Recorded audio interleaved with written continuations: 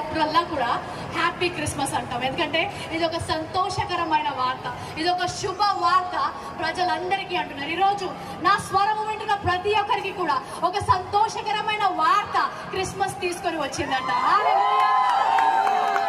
అనేక దశాబ్దాలుగా, ఎన్నో తరాలుగా మన దేశంలో, లోకంలో ఎన్నో ప్రార్థనలు చేశారు. మన దగ్గర కూడా మనందరికీ తెలిసిన ఉపనిషత్తులోంచి అసతోమ సద్గమయ, తమసోమ జ్యోతిర్గమయ, మృత్యోమ